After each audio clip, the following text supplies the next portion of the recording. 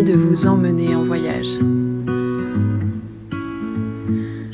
Dans les profondeurs de votre puissance, car être sur Terre aujourd'hui est un cadeau. C'est une main qui se tend pour réintégrer votre divinité, pour connecter à votre vérité. Tous les miracles sont à notre portée aujourd'hui. La croissance et la conscience sont accessibles maintenant. Shift You, c'est un espace pour les visionnaires qui relie évolution et nature. Merci de votre écoute. Bonjour Patrick, bienvenue pour ce nouvel épisode du podcast. Tu vois, je vois, il est 8h08 chez moi, donc je me dis, c'est parfait, on a des belles synchronicités. Comme à chaque fois qu'on s'est parlé depuis un certain temps, je n'arrive pas exactement à me rappeler la première fois où on a échangé tous les deux, mais il me semble que c'était il y a bien quelques années, peut-être autour de 2020 ou 2021, peut-être même avant. Je ne sais pas si tu as un souvenir précis de ça, mais j'y pensais, j'arrivais pas à me rappeler exactement le moment où on avait connecté. Bonjour Armel. Écoute, moi je suis ravi de faire ce partage avec toi. Effectivement, ça ferait de nombreuses années qu'on correspond plus ou moins comme ça avec des idées, des petits commentaires sous l'un ou l'autre de nos vidéos. Et c'est vrai que j'ai senti très fort depuis le début ton parcours qui était en résonance avec le mien, qui était un parcours atypique. Et c'est vrai que j'ai eu un parcours atypique aussi, puisque j'ai eu une première partie de vie où ma passion, c'était la musique, oui. Voilà, la musique, ma première passion. Et puis, deuxième partie de vie, à partir de 30 ans, l'astrologie. Donc, voilà, j'ai vu une similitude un petit peu avec le tien. Avec cette forte résonance au niveau de la prise de conscience que l'on fait au bout d'un moment, en se disant, mais je ne suis pas sur mon chemin de vie, qu'est-ce qui se passe? Et là, hop, on se met au chemin, on met un pied, on met l'autre, et puis on dit, ah, enfin, je suis moi-même, voilà, c'est toujours Ouais, c'est vrai, il y a important. ça dans ton parcours atypique dont on va parler pour te présenter aussi peut-être aux personnes qui ne te connaissent pas. Et c'est rigolo, justement, avant qu'on se retrouve, on se disait, je t'ai contacté il y a peu de temps là pour enregistrer ce podcast et tu disais, ah, ce serait super qu'on fasse quelque chose ensemble. Et finalement, les choses se sont parfaitement orchestrées. Euh, et c'est vrai que ton parcours tel qui s'est mis en place peut aussi peut-être résonner avec d'autres personnes, avec le mien, parce qu'il y a comme différents grands moments de vie ou des moments clés. Euh, et toi, c'est vrai que bon voilà, effectivement, tu fais de l'astrologie depuis un certain temps. C'est en partie le sujet de notre épisode aujourd'hui, l'astrologie karmique et la vision de l'amour inconditionnel que tu as proposé aussi, parce que je crois qu'il se passe quelque chose aussi au niveau des planètes qui peut permettre de soutenir voilà ce thème. Mais c'est vrai qu'au départ, toi, c'était plutôt la musique, la batterie. T'étais ado et tu t'es lancé sur ce chemin de la musique. Et je crois savoir que tu as fait pas mal de collaborations musicales à l'époque.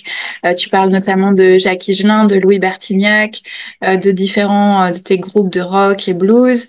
Donc il y a vraiment eu ce cheminement un petit peu de ton premier Patrick du Patrick un petit peu, voilà, qui explore la vie aussi à différents niveaux. Et puis tu le dis aussi, cette passion de l'astrologie comme une seconde passion ou une première passion qui était là, deux choses finalement un petit peu adjacentes. Et tu as vraiment pris un tournant à partir de 21 ans lors d'un voyage au Maroc, c'est ce que tu expliques, sur en tout cas la connaissance et la découverte de l'astrologie et maintenant ce que tu fais depuis, je ne sais pas, une vingtaine d'années, même plus? L'astrologie, 45 ans. 45 ans. 45 ans d'astrologie, oui, j'ai 74 ans actuellement. Donc, ça fait un bail, ça fait un bail.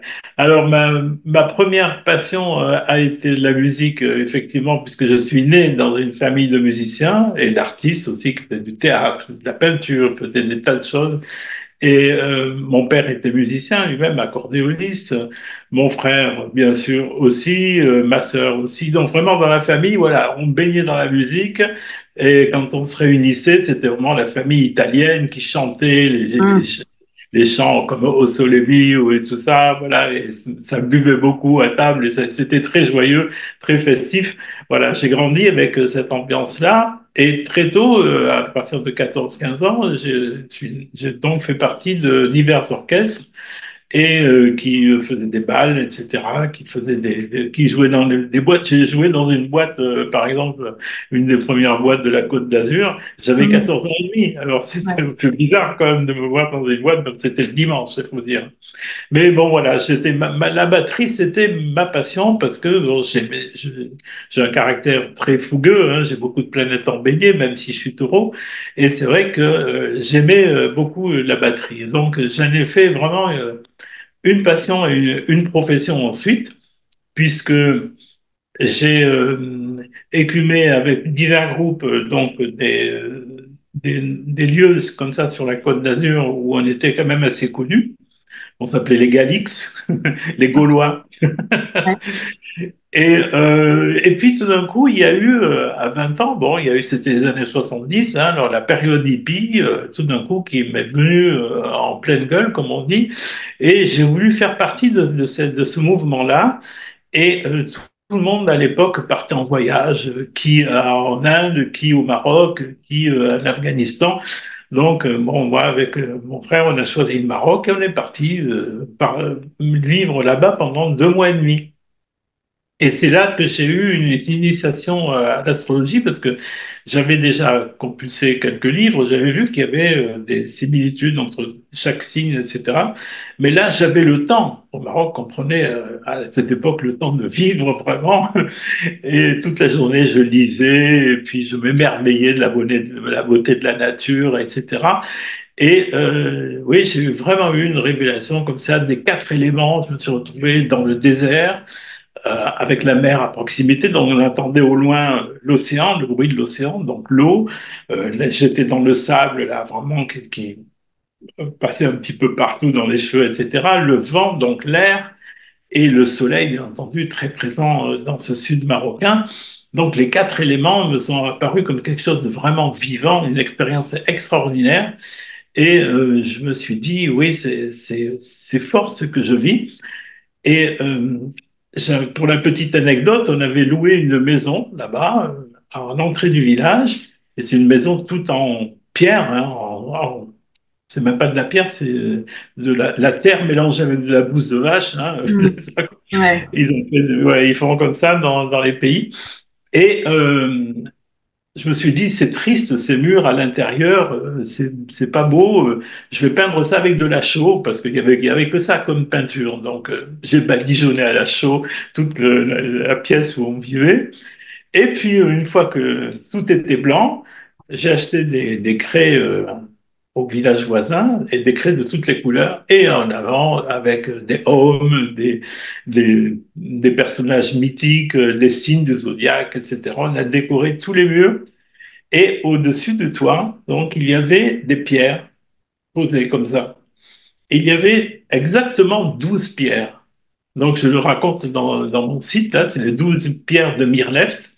J'ai peint donc ces 12 pierres. Je me suis aperçu à la fin qu'il y en avait 12. C'était vraiment incroyable. Et tiens, c'est marrant parce que les signes du zodiaque, il y a 12. Bon. Et quelques dizaines d'années après, je me retrouve avec des amis près de Grenoble en train de manger. Et là, il y avait des gens qui étaient là, un couple qui revenait du Maroc. Et je leur ai dit, ça vous a plu le Maroc? Ah ouais, c'était formidable, surtout le sud marocain. Ah, j'ai dit, vous êtes allé à Mirlef? Mirlef, mais bien sûr, on y a vécu là-bas. Ah, d'accord. Et vous vous rappelez qu'à l'entrée du village, il y a une maison, oui, et il y a des Anglais actuellement. Oui, mais vous n'avez pas remarqué qu'il y avait des pierres blanches sur le toit? Est-ce qu'ils y sont toujours? Alors ils me disent, mais oui, je crois bien. Attendez, je crois que j'ai une photo. Et ils m'amènent une photo. Et Ah, là, je vois la maison avec les 12 pierres blanches. Vraiment génial. extraordinaire. C'est génial. C'est un leg en fait. Voilà, tu as laissé ce message au niveau de cette maison. Et c'est fou parce que tu parles de Mirleft, mais c'est, je crois, l'un des premiers endroits où je suis allée quand je suis allée au Maroc.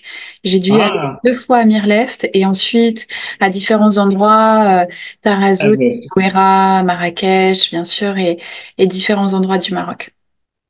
Mireille, c'était magique. Je ne Il y a sais plus quelque ce que c'est chose, ouais. devenu maintenant, mais vraiment à l'époque, c'était magique, vraiment. Écoute, il y a quelques années, parce que moi ça fait pas très longtemps, c'était toujours très naturel, très sauvage, Oui, c'est ça. vraiment un endroit assez ouais assez beau du Maroc, je trouve aussi, ouais. Ouais. Mhm. C'est fou ce parcours que tu as eu.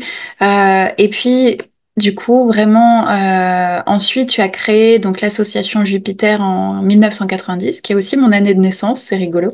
Et puis, tu as commencé à écrire aussi beaucoup de livres, une vingtaine de livres jusqu'à maintenant, en plus de livrets, que tu appelles ces livrets sur l'astrologie et autres. Je sais qu'il y a d'autres auteurs aussi qui écrivent pour cette association. Donc c'est vraiment quelque chose d'assez, je dirais, d'assez tourné vers le monde, vers les gens, vers bien sûr vers la conscience évidemment. Et puis il y a cet aspect communautaire, partage qu'on ressent vraiment très fort dans ce que tu fais, dans ce que tu es. Il y a vraiment, je trouve en tout cas, émane de toi cette empathie, ce don de soi. En tout cas maintenant à travers ton travail d'astrologue, même si la musique peut rester, j'en suis sûre, une de tes voilà une de tes passions Oh, dans ton oui. cœur évidemment. Mais c'est vrai que tu as choisi donc ces dernières années d'orienter ton travail sur l'astrologie et notamment l'astrologie karmique dont on va parler.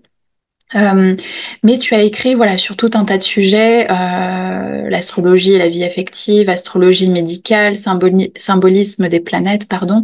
Il y a tout un tas d'axes par lesquels on peut évidemment entrer dans ce grand monde de l'astrologie. Aujourd'hui, j'avais pas mal de questions à te poser pour essayer d'approfondir un petit peu ce sujet. L'astrologie, tout le monde ou presque connaît, en tout cas dans les grandes lignes. Le karma, tout le monde connaît ou presque dans les grandes lignes. L'astrologie karmique, c'est quelque chose qui du coup peut être un petit peu différent, où on se dit bah tiens, comment ces deux notions peuvent coexister, comment ça quel est le regard qu'on peut avoir sur cette méthode, voilà, cet outil. Et justement, pour faire cette introduction-là, comment est-ce que tu définirais l'astrologie karmique en quelques points, en quelques grands points, ça serait quoi?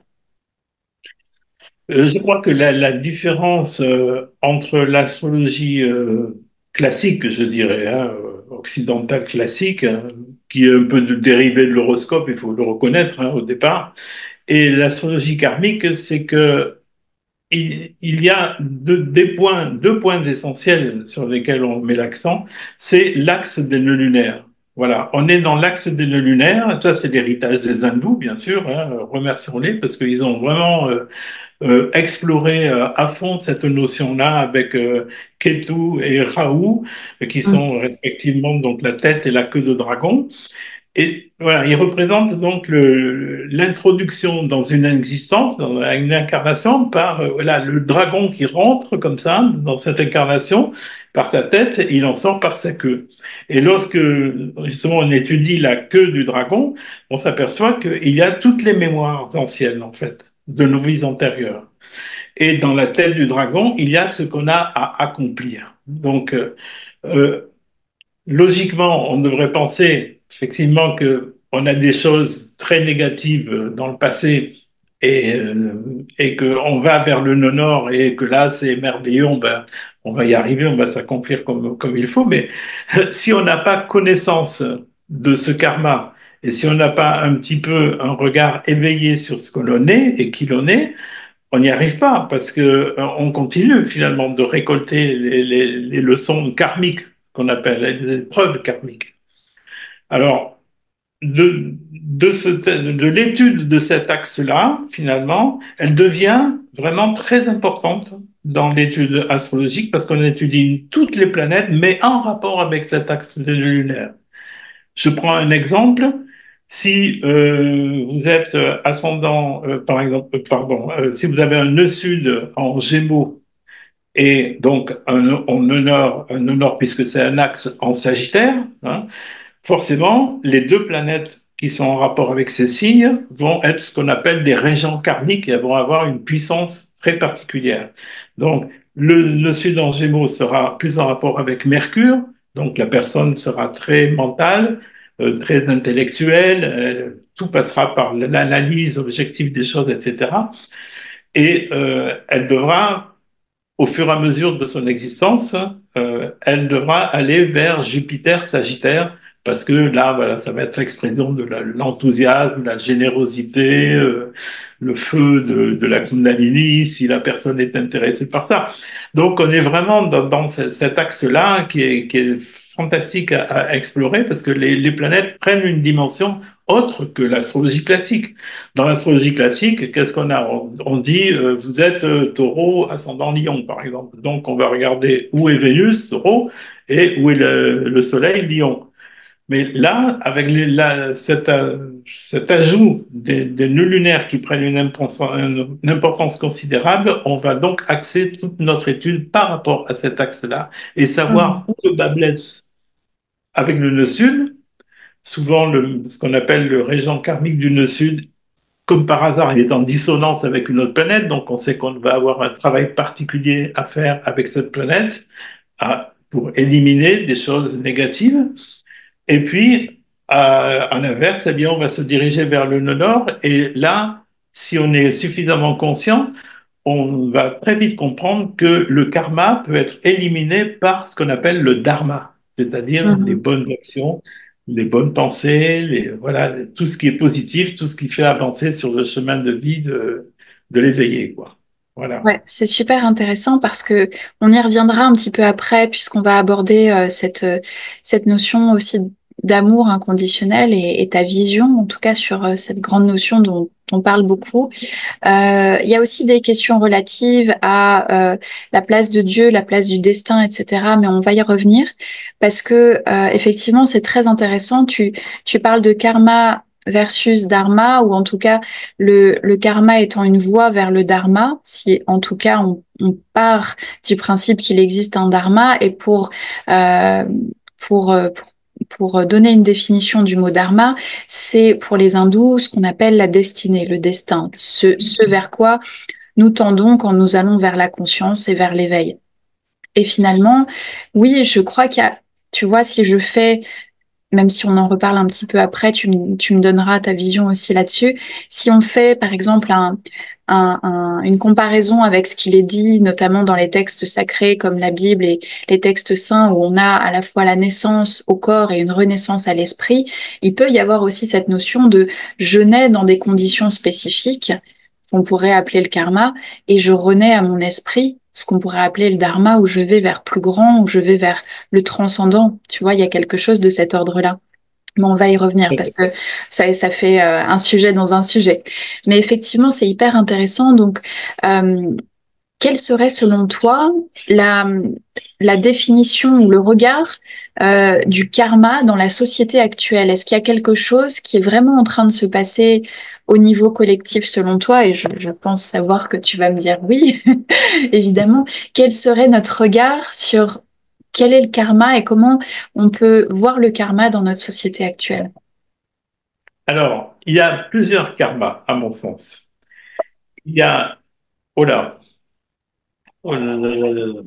Excuse-moi, et j'avais une publicité intempestive. Voilà, je reviens. C'est les aléas de l'informatique. Voilà, donc il y a plusieurs karmas, en fait. Il y a le karma individuel, ça c'est sûr, hein. Si on a fait des actions malhonnêtes ou on a porté tort à autrui, etc., bon, on se fabrique un karma. C'est pas une punition divine, ça n'a jamais été une punition divine, c'est la personne qui va se punir elle-même, en fait. Hmm. Et le karma, après collectif, eh bien, il va être, à mon avis, individuel, mais de génération en génération. C'est-à-dire que chaque génération, à mon sens, a un karma particulier. On le constate très bien avec des générations, par exemple, comme celles des années qui sont nées en 2010, hein, dont j'ai écrit un article là-dessus d'ailleurs, parce qu'ils sont nés avec une croix cosmique des planètes qui est vraiment très particulière, qui est très dure à vivre. Donc, s'ils se sont incarnés avec ce schéma au niveau des planètes qu'on appelle de génération, ça signifie bien qu'il y a un karma de génération. On est avec un karma de génération duquel on devra sortir, bien évidemment, ou faire progresser justement ce karma de génération pour aller vers un dharma collectif. Et ça, c'est le rôle des éveillés, des guides, hein, plus exactement. Donc, on a vu, par exemple, que dans cette génération des années 2010, il y a aussi des enfants indigo, par exemple, des enfants cristal, des enfants lumière. Donc, ça signifie bien qu'au sein de chaque génération, il y a cette capacité à dépasser les karmas. C'est pas une fatalité. Voilà. Pour moi, le karma n'a jamais été une fatalité. Ouais, tu fais bien de rappeler ça. C'est pas une punition divine qui nous tombe comme comme une masse dessus et qui nous empêche de vivre. C'est finalement une résonance qui se passe en soi, toujours de soi à soi. On pourrait parler finalement du petit soi au grand soi et de voir que tout ça n'est que perception de conscience. Donc c'est vraiment cette je dirais cette façon de choisir sa vie, de choisir sa vie dans une conscience ou dans une inconscience, et le karma résulte de ces choix quotidiens que l'on peut faire à tout niveau. Et je pense que ça, c'est effectivement très très important de le rappeler. Il y a peut-être cette croyance ou cette question qu'on pourrait se poser de est-ce que tout est écrit dans les planètes? Est-ce que finalement oui, la place de cette fluidité. Comment tu répondrais à cette question? Bon, vraiment, il y a une part de déterminisme qu'on appellerait le destin, hein. Et justement, là, c'est justement ce qui nous est proposé par la carte du ciel. Voilà comment tu nais. Euh, Bien, tu as des atouts, tu as des qualités, tu as aussi des choses à dépasser, des choses à améliorer, des défis à surmonter, etc. Mais il y a la part du libre arbitre, ce qu'on appelle le libre arbitre. Bon, j'aime pas trop le mot libre arbitre, on pourra en choisir un autre, mais disons que c'est justement peut-être le soi à ce moment-là qui se réveille, tout d'abord le surmoi qui va dire, qui va avoir un rôle à jouer en nous mettant toujours cette notion de bien et de mal, parce que bien entendu, il faut à un moment donné choisir la voie de la lumière ou la voie de l'ombre, hein. Mais quand on est conscient justement de ce choix que l'on peut faire, à ce moment-là, ça signifie qu'on est libre de choisir. Et donc là, à ce moment-là, on peut refuser des expériences qui ne nous conviennent pas, parce qu'on se dit non, ça, très peu pour moi. Par exemple, dans mon cas personnel, c'est toujours plus facile de parler de ces expériences personnelles puisque ça parle aux gens aussi. Lorsque j'ai eu donc cette expérience que j'ai faite avec Jacques Higelin et Bertignac, à un moment donné, je sentais effectivement que je pouvais aller dans cette voie-là du vedettariat, le showbiz comme on l'appelait, hein, mais avec ses dangers aussi. Et je disais toujours que si je sentais que c'était pas bon pour moi, je ne le ferais pas. Et ah, quelquefois j'ai regretté. Je me suis dit j'aurais pu être le batteur, par exemple, de téléphone. C'est vrai qu'à un moment donné j'aurais pu être ce batteur. Mais comment j'aurais fini? Est-ce que j'aurais pas été attiré justement par le milieu de la drogue, etc., comme ils ont eu tous à dépasser des choses terribles, Bertignac et Jean-Louis. Voilà, donc j'aurais peut-être été dans une voie, je serais peut-être mort alors qu'il est va savoir. Donc voilà, à un moment donné, on sent quoi, on le sent, on se dit non, ça, je suis pas dans ma voie. Et j'ai bien fait effectivement d'attendre quelques dizaines d'années parce que je me suis réalisé plutôt à l'âge de 40 ans, hein, finalement, dans ce métier d'astrologue qui me convient très bien, et surtout d'écrivain, parce que ça, je ne me doutais pas que j'avais des talents d'écrivain. Et c'est grâce à l'astrologie que j'ai pu développer ces talents.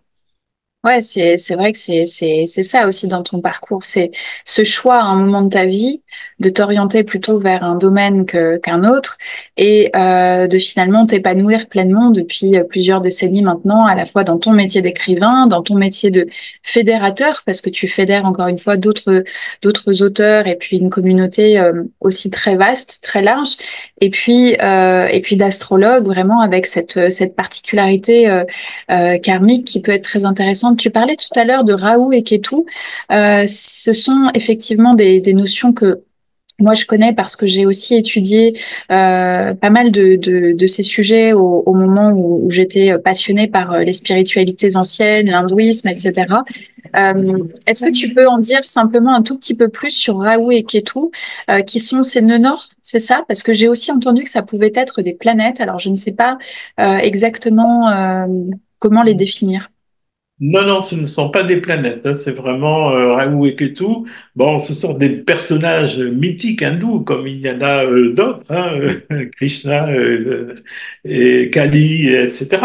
Donc, ils adorent les dieux, hein. Donc, ils ont choisi cette image. Moi, je trouve que c'est fantastique comme image, parce que le dragon, finalement, qui parcourt, hein, faut l'imaginer vraiment.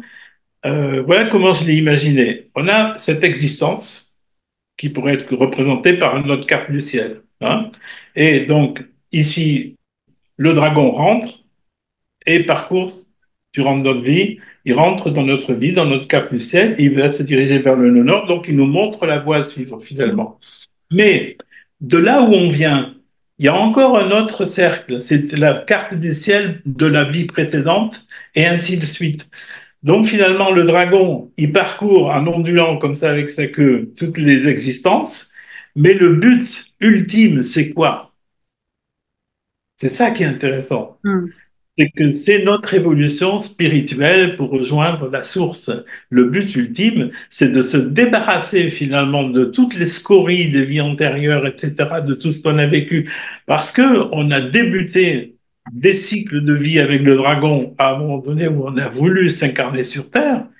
Et on a passé une centaine de vies ou des milliers de vies, après tout, on n'en sait pas trop, hein. Hmm. Et on se dirige toujours vers le même but, c'est la libération, Hmm. finalement. La libération de cette série d'incarnations qu'on appelle le samsara.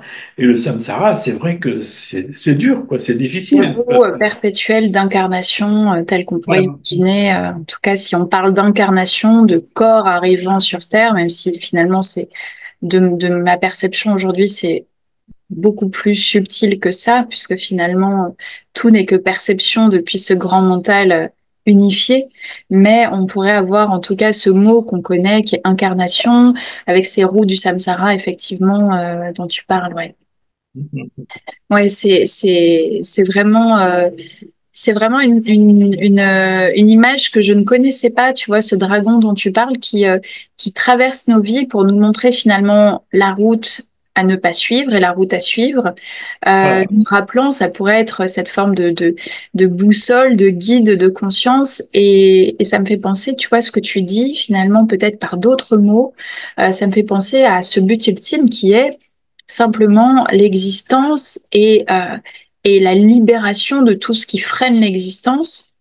Et finalement, d'une certaine manière, c'est on se détache momentanément de cette source du divin pour pouvoir s'expérimenter, se regarder et revenir à cette source de manière presque aussi immédiate, parce que dans le temps universel, les choses sont très différentes et justement, tu vois, ça m'amène à cette question qui pourrait être très intéressante de justement comment on lit le karma et le quantique, par exemple. Comment on lit le karma et le multidimensionnel, parce qu'il y a à la fois notre vie ici, là, dans cette existence ici, toi, Patrick, moi, Armel, et puis tout ce qu'on vit en étant ici nous-mêmes, mais aussi toutes les autres vies dans cet espace multidimensionnel. Comment tu fais le lien avec le quantique?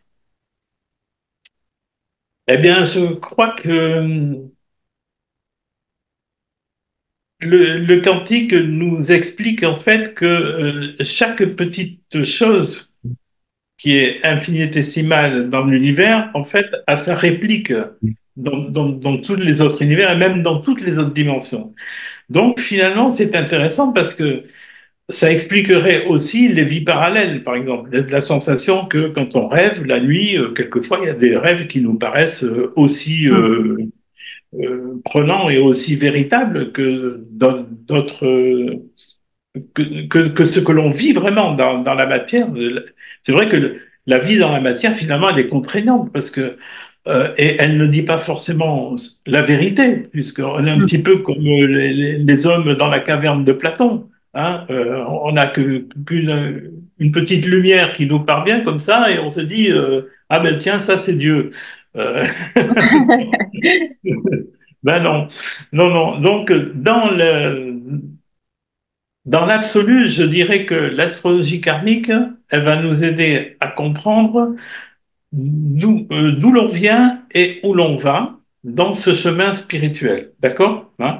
Maintenant, il est vrai qu'il y a aussi le travail à faire en société et il y a aussi le travail spirituel à faire peut-être sur d'autres plans de l'existence. Et ça, je pense que ça peut parler aussi aux gens de, de comprendre que, on est tous reliés, vraiment complètement reliés tous ensemble. On a tous finalement des liens. Comme disent les hindous, d'ailleurs, je pourrais être, j'ai été ta mère plusieurs fois ou ton père dans le futur, je le serai. Voilà, on est tellement reliés les uns les autres parce que au départ, nos esprits ont généré cette âme qui a décidé de faire ces incarnations, de servir de fil conducteur finalement à travers les incarnations. La lourde charge de l'âme, il faut le reconnaître, il faut toujours remercier notre âme d'être aussi patiente parce que vraiment, on leur en fait voir hein, souvent. Et, et finalement, l'esprit originel qui a généré cette descente dans la matière de l'âme, lui, c'est lui notre véritable, c'est la véritable essence de l'être. C'est lui, c'est cet esprit-là. Et de savoir que un jour on va revenir à cette unité primordiale en communication avec le reste de toute la totalité finalement de la création, ça c'est merveilleux parce que là le retour à la source c'est pas simplement de revenir à la maison, mais c'est de revenir dans la maison qui est l'univers, le multivers en plus. Donc c'est géant quoi. Et au-delà, ouais. Mm. Ouais. Ouais. C'est, je pense que ça permet aussi de se soulager parce qu'autour de ce terme karma, il y a beaucoup de, je pense qu'il y a beaucoup de choses, il y a beaucoup de notions. On voit souvent ça comme quelque chose de très lourd, alors qu'on peut simplement aborder cette idée de karma comme quelque chose qui est là en fonction de tout ce qu'on choisit. C'est quelque chose qui est inhérent à nos choix, en fait, tout simplement. Et les choix n'ont pas besoin d'être jugés, on fait des choix, et les choix restent des choix. Et de ces choix découlent tout un tas de paramètres qui, voilà, qui créent aussi l'existence et en tout cas la perception de cette existence qu'on vit à plein de niveaux. Ici, dans ce qu'on pourrait appeler notre ligne de temps et dans d'autres lignes de temps bien au-delà, dans cet aspect multidimensionnel. On va parler, Patrick, juste après, on va faire une petite pause, mais on va parler après de vision de l'amour inconditionnel et puis aussi peut-être de ton regard sur la société aujourd'hui. Je voulais te poser quelques questions sur le livre que tu as écrit qui s'appelle Cap sur 2025, voir un Oui. petit peu ce qui pourrait être intéressant aussi à entendre et à comprendre sur peut-être ce qu'on vit depuis plusieurs années et ce qui vient peut-être pour ces 2 prochaines années. Et aussi, voilà, tu as parlé des enfants, indigo, cristal, etc. Qu'on aborde juste ces notions-là et ton regard aussi de cette quête, je crois, de Dieu, de la source dont tu parles, qui peuvent aussi, je pense, ouvrir et faire cheminer beaucoup. D'accord. Je te dis à tout de suite, Patrick. À tout de suite. Et voilà, nous sommes de retour. On va aborder du coup la deuxième partie de notre épisode ensemble, Patrick, notamment sur ta vision de l'amour inconditionnel, qui est un thème, tu m'as dit, central dans l'alignement des planètes actuellement. Alors, je te laisse peut-être nous en dire un petit peu plus. Oui. Alors, il est vrai que là, nous sommes depuis quelque temps. perturbé par des planètes qui étaient en Verseau, là, Vénus et Mars étaient en Verseau le mois dernier, au carré de Uranus en Taureau. Qu'est-ce que ça signifiait? Eh bien, ça signifiait que par rapport aux acteurs du changement que représente Uranus en Taureau et qui nous pousse à nous exprimer au nom de Gaïa, au nom de la Terre. On l'a vu avec le mouvement des agriculteurs, par exemple, Mm. les écologistes, et puis tous ces gens que nous connaissons tous, qui sont vraiment très préoccupés par le sort de l'humanité sur cette belle planète bleue. Euh, Mars représentant l'agressivité, c'est le dieu de la guerre, hein, dans le signe très speed et très tendu du Verseau, conjoint à Vénus, la passion justement des sentiments les plus exacerbés, eh bien ça nous a valu des tensions terribles. On l'a vu le mois dernier, beaucoup de gens ont été affectés, hein, notamment sur les Mm. réseaux sociaux. Je voyais beaucoup de gens qui se plaignaient, qui disaient il y en a marre, on ne sait Ouais. pas où on va, et puis c'est désespérant, on n'en sortira jamais de cette épée de Damoclès au-dessus de la tête que nous font peser les dirigeants du monde. Voilà, donc là, Vénus est maintenant, depuis hier, rentrée dans le signe des poissons. Et dans ce signe des poissons, on dit que Vénus est en exaltation. Qu'est-ce que ça signifie? Ça signifie qu'elle est à son plus haut niveau astronomiquement dans le ciel. Et comme elle est à son plus haut niveau dans le ciel, par rapport à tous les mois de l'année, ça signifie aussi qu'elle a des plus hautes fonctions spirituelles qui sont développées.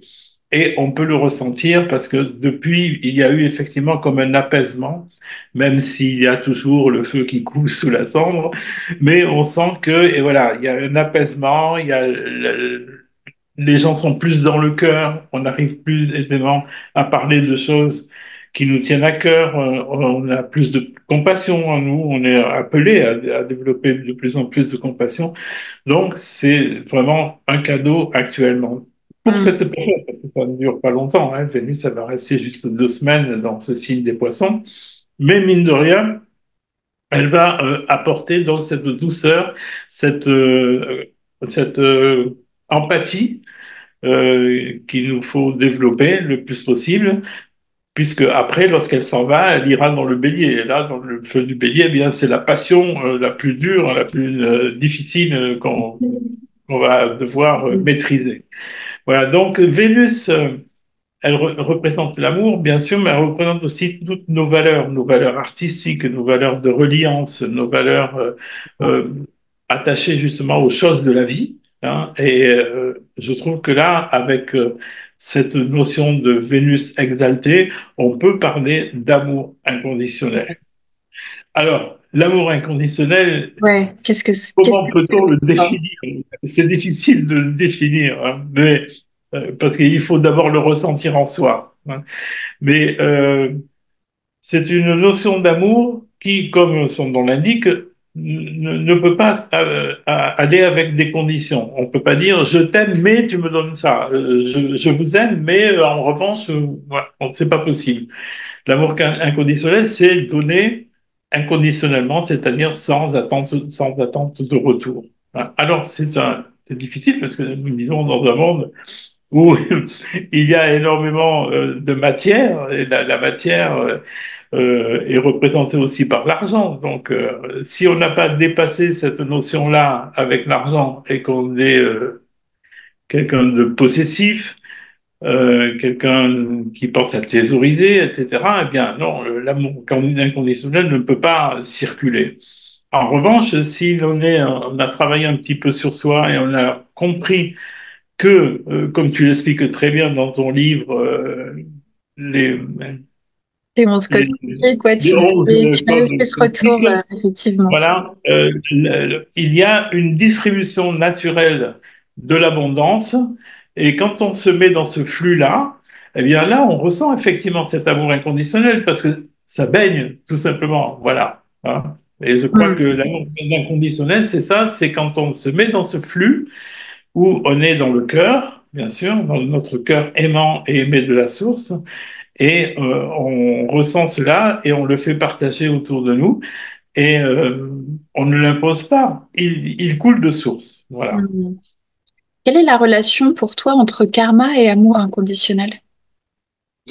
Eh bien, je crois que justement, lorsqu'on a évacué tous ces karmas affectifs, parce que on en a forcément, hein, c'est difficile d'aimer, comme dit la chanson, hein. Mais quand on a évacué tous ces karmas affectifs négatifs, eh bien là, l'amour inconditionnel nous apparaît dans toute sa beauté, sa simplicité, en plus, parce qu'il y a rien de plus simple finalement, il n'y a rien d'aussi beau. On peut voir l'amour inconditionnel, par exemple, à l'œuvre dans la nature, hein. Quand on observe la nature, il n'y a pas vraiment de conflit. Quand il y a un conflit, il se règle d'un autre côté. Quand il y a une disharmonie, elle se recrée de l'autre côté. Donc finalement, du chaos naissent les plus belles étoiles, comme on Hmm. dit. Alors, quand on comprend que derrière chaque épreuve sentimentale, si dure fut-elle, on ressent que derrière il y a une intention divine, Hmm. là on s'est dit d'accord, j'ai Hmm. compris ce que c'est que l'amour inconditionnel. Ouais, tout à fait. Et pour toi, selon toi, est-ce que l'amour inconditionnel, c'est possible partout, tout le temps, avec tout le monde? Ah non, bien entendu, non. Je crois que ça peut être un but plutôt un chemin qu'un but, parce que c'est pas vraiment un but, l'amour inconditionnel, puisque cet amour inconditionnel est lié à la source, finalement. Alors, donc, la source en soi n'est pas un but, c'est plutôt le chemin qui est intéressant du retour, justement, vers la source. Et dans ce chemin de retour vers la source, plus on a donné d'amour, et plus notre âme sera vraiment contente de notre parcours. Hmm.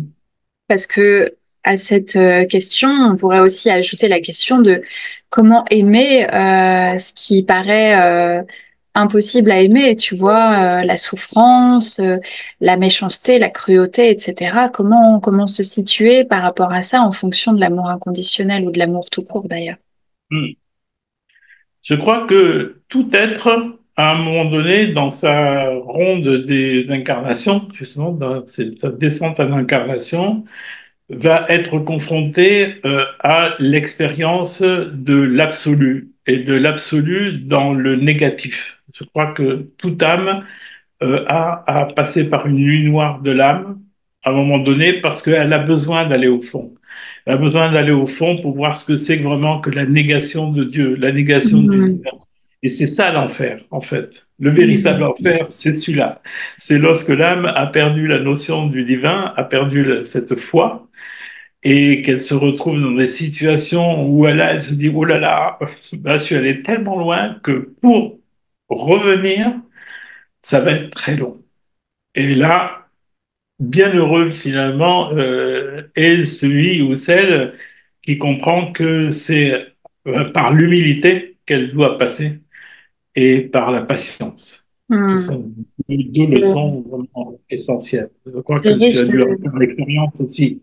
Ouais, c'est riche de sens. La négation de Dieu, la négation du divin, de passer par cette illusion, cette sensation qu'on est complètement déconnecté de notre essence divine profonde.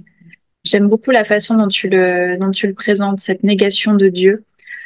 Effectivement, si on part du principe multidimensionnel, que tout est là en même temps, simultanément, et que nous expérimentons à différents niveaux tous les extrêmes et à la fois tout, tout inclut bien tout, on expérimente tout, et forcément, bah, toutes les expériences qu'on peut juger comme étant sombres, obscures, dénuées de lumière, ou en tout cas dans cette négation du divin dont tu parles. J'aime beaucoup cette image. Je pense que ça parlera sans doute beaucoup à d'autres personnes. Mhm. Tu parlais des enfants tout à l'heure, des enfants cristal, indigo. Quelques mots là-dessus. Quel est ton regard sur ces notions-là et ces termes qu'on peut associer aux enfants qui arrivent aujourd'hui sur Terre? Alors, ceux qui ont 40 ans maintenant, c'est ceux qui sont nés dans les 90, donc, hein, et vraiment, je les aime beaucoup. Je les aime beaucoup parce qu'ils ils ont des planètes en Capricorne, et le Capricorne est connu pour sa sagesse, hein. Donc, quand on a des planètes, quand on est avec des planètes en Capricorne, surtout les planètes lentes, donc les plus fortes collectivement, ça signifie qu'on a déjà pas mal évolué dans sa vie, qu'on a une grande culture, qu'on a une grande sagesse intérieure. Et bon, comme tout enfant qui naît et qui grandit, eh bien, on passe par voilà, apprendre à marcher, apprendre à lire, apprendre à écrire, etc. Mais ce sont des personnes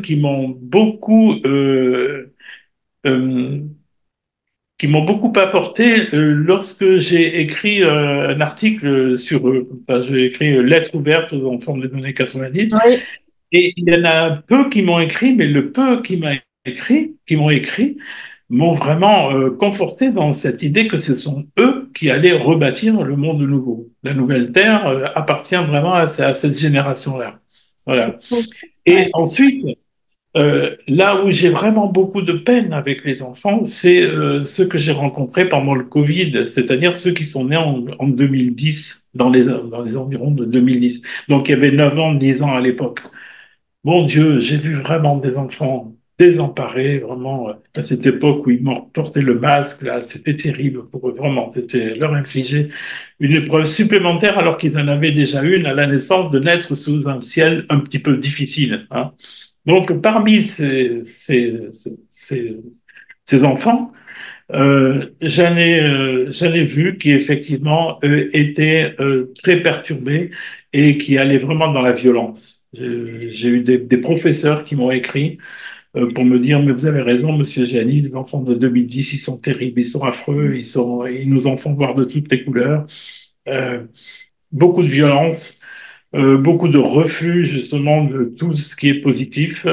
Voilà. Apparemment, c'est donc une génération qui va aller très loin dans la violence, et on peut le voir d'ailleurs maintenant, puisqu'ils ont combien, 14 ans, hein, 14-15 ans, c'est l'âge difficile, hein. Et Donc, comment on bon, explique les ça, parents, justement? Comment tu oui, expliques que cette génération, particulièrement des enfants à peu près de 2010, sont dans cette violence dont tu parles? ils partagent un karma. Ils partagent un karma qui est bien représenté dans leur thème avec Mars, carré Saturne, carré Uranus, carré Neptune. Ce sont des gens qui ont ce qu'on appelle un karma de rédemption.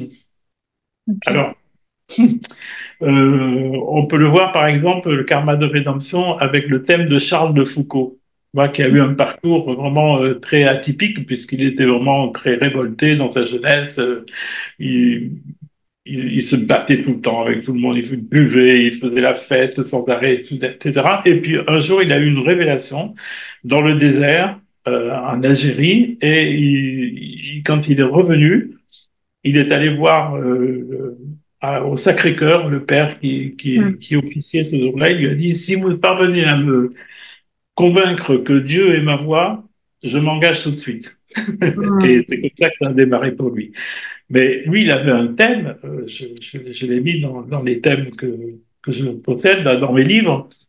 Je le montre toujours ce thème parce qu'il est truffé de carrés et d'opposition. Ouais, Donc, quand on a un thème comme ça, voilà, c'est le thème des années de 2010 aussi, c'est pareil, quoi. Donc, tous ces enfants, ils ont des blocages partout. Mais en même temps, justement, quand on a des blocages si forts, ça signifie qu'on vient pour dépasser et tous on a la ces capacité de les transcender. Hmm. et on a la capacité de transcender.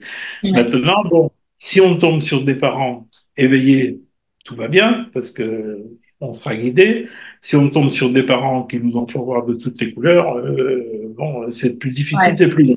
C'est plus long, mais c'est jamais perdu. Il y a toujours moyen, plus Bien sûr, tard, à c'est 40 ans, à 50 une ans. carte de départ, on pourrait dire. C'est voilà, c'est les cartes avec lesquelles on arrive sur Terre. Et puis, évidemment, que le but ultime est l'existence, le but ultime est cette transcendance vers le retour au divin. Ça se fait pas. Il n'y a pas de jugement à porter.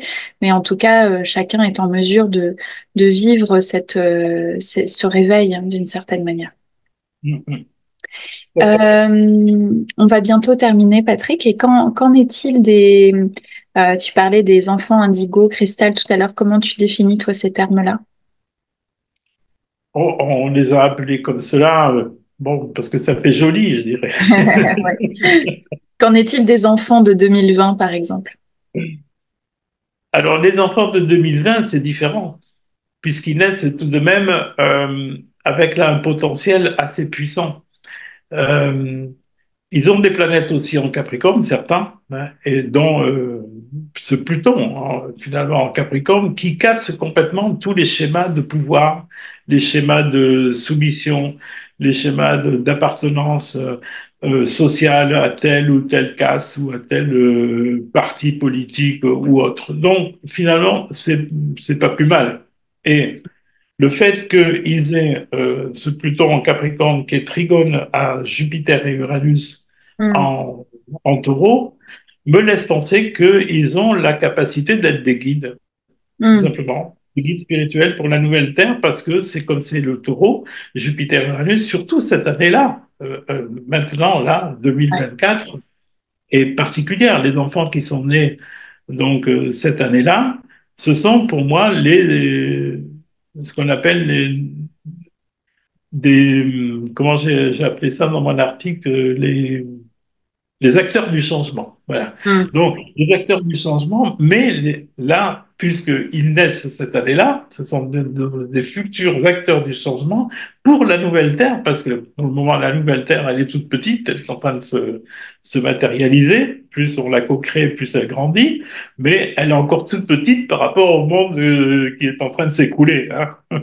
Ouais, Comme je l'ai dit. justement, tu parles beaucoup de nouvelles terres et lorsque tu parles dans ton livre Cap sur 2025, quelles sont ces grandes lignes dont tu parles et je pense qu'on terminera là-dessus. Quel est le cap, ou quels sont les caps qu'on va justement traverser jusqu'à 2025? Alors, il y a un cap très important qui est, je pense, 2025 par lui-même, parce que c'est une année qui est un petit peu en dents de scie, qui est à la fois très dangereuse, on le voit avec ce qui se passe au niveau des conflits dans le monde. Hmm. Donc oui, c'est vrai qu'il y a des dangers, mais je suis assez optimiste, comme Philippe Guillemot, par exemple, qui a écrit Le Grand Tournant de l'humanité et qui dit que à partir de 2026, on va sûrement prendre une voie et sans faire d'astrologie. Lui, il fait pas d'astrologie, Ouais, hein, donc c'est basé là-dessus, sur son étude à lui et sur aussi ce qu'on appelle les indices cycliques de André Barbeau, qui était un grand astrologue et qui avait vu qu'effectivement 2026 correspondait vraiment à un top niveau au point de vue de l'harmonie des planètes. d'accord. Donc, 2026, pour moi, c'est le but à atteindre. C'est 2025, bien sûr, j'entends dans mon livre, il y a ce qu'on appelle une grande croix de Salomon, une croix de Hmm. David aussi qu'on appelle sceau de Salomon, sceau de David, et qui est très harmonieux et qui va permettre justement de passer ce cap-là. C'est en novembre 2025. D'accord, Passer ce cap-là, donc on sera en 2026. À partir de 2026, la majorité des planètes lentes changent de signe, comme par hasard la même année. d'accord. Donc là, il va y avoir un basculement. Les valeurs de chaque signe vont être complètement différentes et l'humanité aura à expérimenter cela. Donc pour moi, vraiment, 2026, c'est Il y a la première. une bascule, quoi. Voilà, c'est un basculement. Ensuite, il va y avoir tout de même, euh, lorsqu'il y a un tel réveil pour l'humanité, il y a toujours une contrepartie. Hein. C'est-à-dire que, bien sûr, il y a un chemin à faire pour avancer, mais Hmm. après, il faut vraiment prendre pied et s'arc-bouter pour que ça se réalise. Et c'est là que ça va être un petit peu difficile. J'en parle dans mon livre, donc, jusqu'à 2032. Et 2032, normalement, on verra bien hein, si j'ai raison ou pas. Après, c'est pas pour avoir raison, hein, mais Toutes les planètes parlent voilà. d'elles. On verra bien ce qui se passe. Mais il me semble que 2032 est une étape importante, puisque dans mon livre que j'ai écrit, Le retour du Christ et la libération des âmes, j'ai eu ce message du Christ lui-même qui m'a dit que 20 ans après 2012, donc dans Hmm. 20 ans, ouais, il m'a donné un message qui est fabuleux et je le crois véridique parce que vraiment, il parle au plus profond de mon Hmm. cœur. C'est ce qu'on appelle le jugement dernier. Mais le jugement dernier, il ne faut pas croire que c'est un jour comme ça, d'un jour à l'autre. Pof, Ouais. stop. Non, non, non. dans la Bible, un jour égale un an, souvent, hein. Donc, c'est plus lent que ça va prendre un certain moment.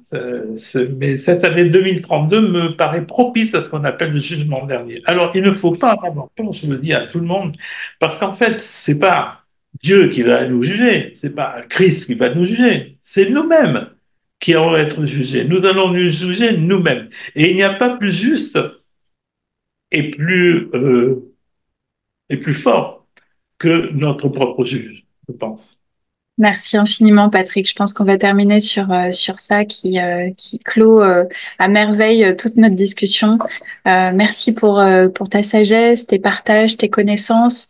Pour te retrouver, c'est plutôt jupiter.org, c'est ça? Sur le site Oui, c'est plutôt, jupiter.org. alors bien sûr sur Facebook, hein, sur Facebook, Sur j'ai Facebook, tu es très actif sur aussi. Ouais. Instagram aussi, bien sûr. Et puis, bon, mon école, c'est Jupiter, effectivement. J'ai un site perso, mais bon, je m'en occupe pas trop. Donc, Je le crois mieux, que c'est oui, effectivement, c'est ce que tu m'avais partagé et très actif aussi sur Facebook, effectivement. en Merci tout cas, je infiniment, te Patrick. remercie, Armel, vraiment de m'avoir invité. Ça me fait chaud au cœur, vraiment. Je suis ravi d'avoir parlé, surtout à ce niveau-là, avec toi. S'il y a pas beaucoup de gens qui savent poser les bonnes questions. Merci infiniment, Patrick, pour tout, pour ta bienveillance et ta présence et d'avoir accepté de venir. À bientôt. À bientôt.